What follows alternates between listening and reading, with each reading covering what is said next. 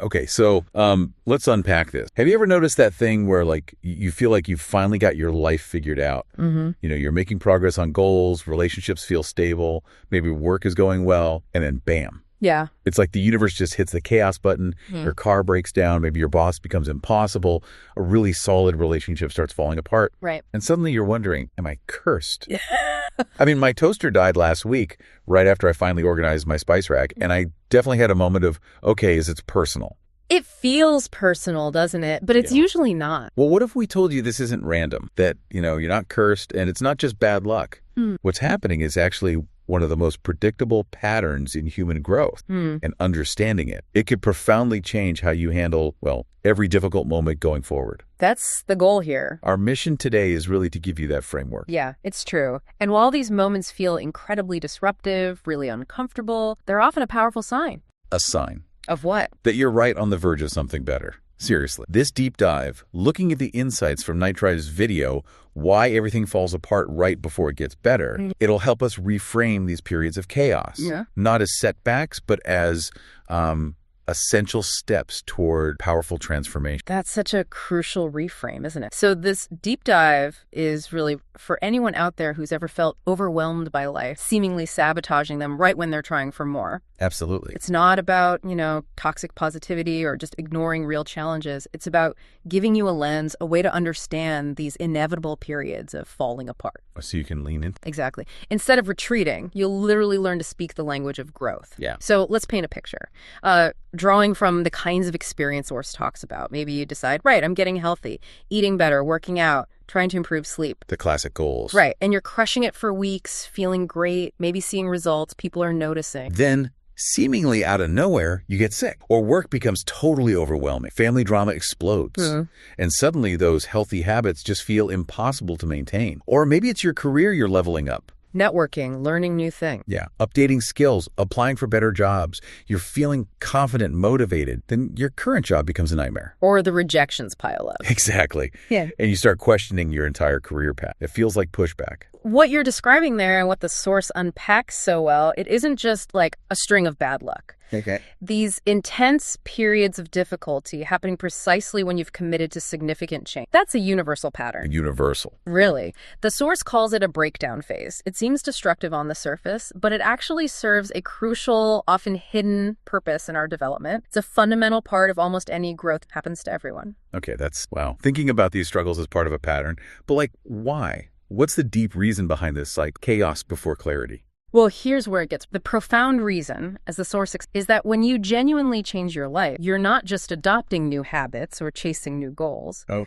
You're fundamentally changing your identity. My identity. Yes, the very core of who you believe yourself. Yeah. And your identity, well, it doesn't go down without a fight. Think of it like this really deep-rooted system designed for self-preservation. Okay, so if my identity is fighting back against this new version of, how does that actually show up? What are the ways it tries to pull me back? Well, it's often through kind of psychological warfare, mostly unconscious. Your brain, right, has spent years building these neural pathways around your current self. Makes sense. What you think you're capable of, how you operate day to day. It's a system designed fundamentally to keep you safe and predictable. Safe and predictable. So when you start acting like a different person, maybe healthier, more successful, more confident, your subconscious mind, it's like this overprotective security. It perceives this change as danger. Its ancient programming is basically new equals unknown, and unknown equals potential. Wow. So it's trying to protect me, even if that means keeping me stuck. Exactly, even if it means keeping you. So it amplifies every little setback, makes obstacles huge, insurmountable, and it whispers. Oh, those whispers. Right, see, you're not really cut out for this, or you should just go back to what you know. At least it was safe. That makes so much sense. So it's not just external things falling apart, but my internal world is kind of conspiring against the change too, distorting how I see things. Precisely. That internal resistance, it totally warps your perception. When you're in that resistance mode, you're way more likely to notice problems. Okay. Less likely to see them.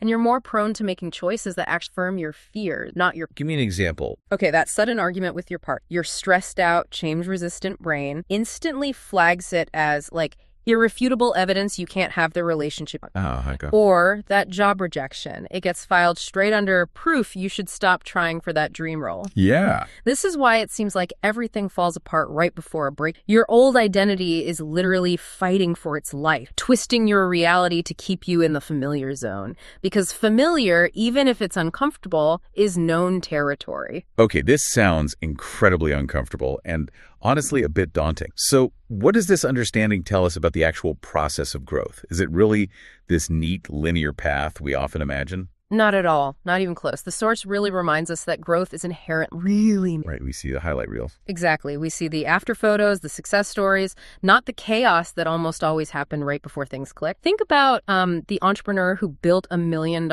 They likely had months, maybe years, where everything seemed to be failing. Cash flow problems, legal issues, losing clients. Yeah. Or the person who lost 100 pounds. They probably had periods where they gained some weight back, felt totally demoralized, wanted to give up. Definitely. Even that couple, you know, the one with the seemingly effortless, amazing relationship, chances are they went through a phase where they seriously questioned everything about their compatibility, maybe quite dramatically. Okay, so the mess is part of it. It is part of it. Yeah. This breakdown phase isn't just random suffering. It's your life literally reorganizing itself around your emerging new identity. Reorganizing, I like that. The source uses a brilliant analogy. It's like renovating a house. Oh, okay, I get that. Right, before you get the beautiful new kitchen or living room, you have to tear down walls, rip up floors, live in dust and chaos for a while. It definitely looks worse before it looks better. Exact. But that destruction is absolutely necessary for the creation that follows. Psychologically, it's similar. Your old coping mechanisms might stop. Familiar patterns get disrupted. Your comfort zones suddenly feel really uncomfortable. Yeah. It feels like everything is falling apart because in a very real way, your old way of being is dissolving to make room. That house renovation analogy really makes it click. It's not just destruction for destruction's sake. It's preparation. Exactly. Preparation. But here's the critical part, I imagine, where a lot of us get tripped up. What do we do when we're standing in the middle of the demolition? Mm-hmm. How do we interpret all that rubble? This is where most people make the crucial mistake. The source really emphasizes this. The breakdown isn't a sign you're going the wrong way. Okay. It's actually confirmation you're going the right way. Wait, really? The chaos is confirmation. Yeah. The unfortunate truth, though, is that most people interpret this chaos as failure. They think, oh, this means I made a mistake, or I took a wrong turn, or maybe I'm just not meant for something better. And so they retreat. They retreat. They go back to what felt safe, even if it wasn't truly fulfilling or allowing. Okay, but how do we tell the difference? Like, how do we distinguish between genuine misalignment, realizing, okay, this actually isn't the right path for me, and just the discomfort of growth? That feels like a really fine line. It is a fine line, but it's such an important distinction to make. Think of it like being in labor. Okay. Imagine deciding to stop pushing because it hurts too much. The pain doesn't mean something's wrong, right? It means you're about to bring something new into the world. Right. Necessary pain. Exact. The source differentiates between what it calls intuitive wisdom, that deep knowing that says, no, this genuinely isn't right for me, and fear-based, which just... Okay. Wisdom versus fear. One guides you toward real alignment. The other keeps you trapped, maybe in mediocrity. So many dreams get abandoned, not because they were unrealistic, but because that temporary chaos felt too uncomfortable. Just when they were about to break through. Often just weeks or months away. And here's another way to look at it. The challenges you face, they aren't random attacks. No. They're specifically designed, almost like a curriculum, to develop the exact qualities you'll need for your new level of life. Wow. Okay. Unpack that. Well, say you want a better relationship. You'll probably face situations that require you to communicate more clearly or set better boundaries, things you haven't mastered. Okay. The challenge matches the goal. Precise. Want career success. You'll likely encounter scenarios that force you to become more resilient, maybe more confident, handle rejection better. It's like a final exam. To make sure you're ready. Yeah, to ensure you're truly ready for this new version of yourself, this new reality you're building. Yeah. That reframes everything again. It's like the universe is putting you through boot camp specifically for the better life you're trying to create. That's a great way to put it. Boot camp for the next level. So, given all this, what are the practical steps? What can we actually do when we're in the thick of it? When everything feels like it's crumbling and every instinct is just screaming, give up, go back. Right. That's the key, isn't it? Having a strategy for navigating that liminal space. Liminal space. Yeah, that uncomfortable in-between state where the old way isn't working anymore, but the new way isn't quite solid yet. You're in the doorway. Got it. So what's the strategy? The source outlines basically 4 essential principles. 4 ways to handle. Okay, lay them on. First, treat chaos as a growth signal. Simple but powerful. When things get tough after you've committed to a big change, don't see it as a red flag telling you to stop. See it as? See it as a green light. Confirmation. Okay, I'm on the right track. This is part of the process. Your old life is making room for the new one. That reframe alone from problem to signal. Okay. Chaos equals green. Got it. What's second? Second, embrace the transformative unknown, that breakdown phase. It's uncomfortable precisely because you can't see the other side yet. You're in that messy middle. The liminal space you mentioned. Exactly, like being in a doorway, not fully in the old room, not yet fully in the new one. All real transformation happens right there in that. And it requires, frankly, radical faith in the process. Trusting the unknown will eventually... Faith in the process. Okay. That's hard, but okay. Third, focus on forging your new identity. Yes, it's scary when old coping mechanisms dissolve, when familiar patterns break down, but instead of mourning what's falling away, focus on what's coming. Yes, actively celebrate what's emerging. Every single moment of discomfort, that's your new identity being born. It's like a muscle tearing just slightly so it can rebuild stronger. Lean into the creation, not the loss. I like that. Focus on the becoming. And fourth, cultivate preemptive resilience. Basically expect. When you know chaos is a normal part of the growth process, you can prepare for it. Mental, emotional. It's like knowing winter is coming, so you stock up on firewood, right? Build your support systems before you need them. Develop coping strategies for stress before you're overwhelmed. Actively remind yourself, maybe daily, this too shall pass. This is part of it. Plan for the storm. Exact. This foresight lets you build a toolkit so you're ready to navigate the inevitable storms instead of being capsized by them. That's fantastic and really practical. And I can already feel how powerful just those reframes are. So what's the reward? What happens when you actually manage to push through that breakdown phase instead of retreating? What's on the other side? The reward. What happens is actually pretty remarkable. Often things suddenly seem to click into place in a way that can feel almost magical. Magical, like how? Well, that career move that felt utterly impossible. Suddenly the path becomes clear, maybe an unexpected opportunity appears. That complicated relationship dynamic that was causing so much pain, it just resolves maybe through a conversation you couldn't have had before.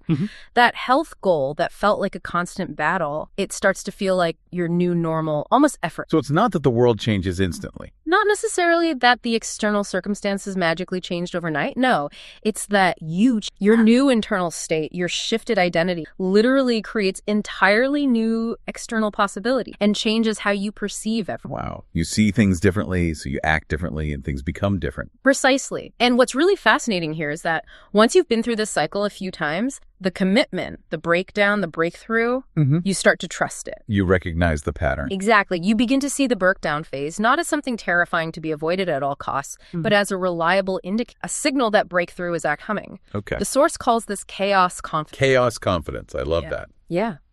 It's the ability to stay calm, or at least calmer, and grounded in the storm because, deep down, that it's temporary and it's profoundly purposeful. Your capacity to handle uncertainty is directly tied to your capacity. That makes sense. Think about it. People who've achieved significant success or transformation they aren't the ones who somehow avoided all difficulties. No. Probably the opposite. Right. They've simply learned to interpret those They see them as a harbinger of change, not as a final verdict of failure. So for you, listening right now, once you truly grasp this pattern, everything can shift, right? How you approach growth, how you handle setbacks. Everything. Instead of seeing those tough periods as proof you're failing, you can start to see them as like undeniable evidence that you're evolving. Yes. Evidence of progress, ironically. And instead of wanting to retreat when things get messy and uncomfortable, you could maybe lean in with a bit more curiosity, trusting yourself to navigate it. And trusting the process itself. And, this isn't limited just to personal growth like fitness or career goals. Where else does it show up? Well, once you recognize this blueprint for transformation, you'll start noticing this pattern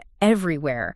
Think about relationships getting really difficult right before reaching a new, deeper level of intimacy, or creative projects feeling completely impossible, like it's a total mess, right before they coalesce into something amazing, a masterpiece. Okay. Even spiritual growth often involves intense periods of confusion, doubt, maybe feeling disconnected right before some kind of profound clarity or break. It's a universal mechanism for moving from one state to a higher, more integrated one. It really is everywhere once you start looking for it.